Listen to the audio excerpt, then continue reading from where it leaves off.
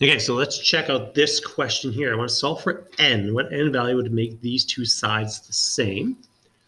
Yeah, so to do this, we're going to use our formulas here. So n factorial over n minus r, which is going to be n minus 2 factorial, r factorial. So this is going to be an extra little piece. I got the times 2 there, so I'll just put the 2 up on the top, that one.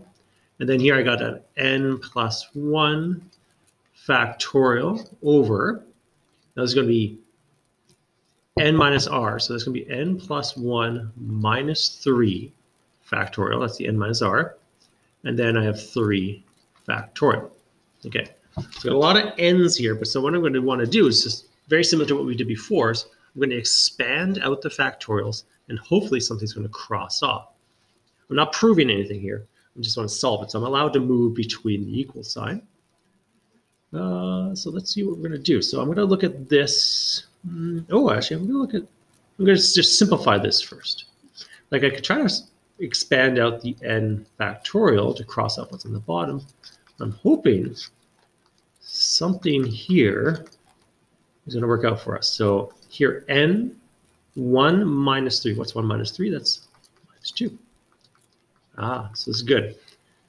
So I'm looking at this, I got n minus 2 factorial on both the denominators. So if I multiply both sides by n minus 2 factorial, I should be able to reduce that out.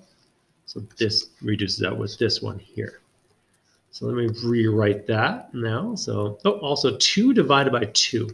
2 divided by 2 factorial. Remember, 2 factorial is just 2. This here, if you want to do the math on it, that's 6. So we're going to just write those out as numbers as well. So I have n factorial, everything reduced out except for the n factorial. So I'm just going to leave that alone. Had that vinculum there, but whatever. And then this one's going to be over 6. Okay. So I still got factorials here. So remember before we were kind of expanding the top and bottom and hoping things were to reduce. But if I expand one side here, I can divide that over to the other side to reduce it out as well. So what I'm going to do is expand out the larger of these two. Now the larger of them is the n plus 1 this time. So when I expand out the n plus 1, the next number down would be n plus 1 minus 1. So plus 1 minus 1. So technically, it'd just be n. The next one would be n plus 1 minus 2. So it'd be n minus 1. But I don't have to expand anymore because what's going to happen here is that both sides have an n factorial in it. So if I divide both sides by n factorial, those are going to reduce out. So I got 1 over here, n plus 1 over 6. And then I'm just going to, rewrite this. I'm going to times the 6 up to the other side there, minus the 1 over and get 5. Okay. Now what I should do is just double check. Did I do this correctly? So I'm going to verify this. Technically, you can graph these as well, and you can find them out too. But I'm just going to verify this one by doing it this way. So I go 2 times 5c2. I want to find out what that is. And then I'm also going to go n plus 1, so that's 6c3. I want to see if these are both the same. Pull my calculator here. There you go. Move that over there. Okay, so I got 2 times, let's make this a little bit bigger.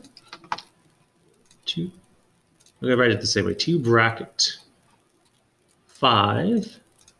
Remember, you can go alpha window if your calculator supports it. I'm going to pick number 8 there. 2. Oops, I don't know if that's going to cause problems. Probably will. If I get out of that, there you go. So that's a bigger bracket. So this side's 20, and then I'm going to go see 6 alpha window number 8 there. 3. Hey, that's also 20. So both sides end up being 20. So there we go. So we verified it. Oh, cool.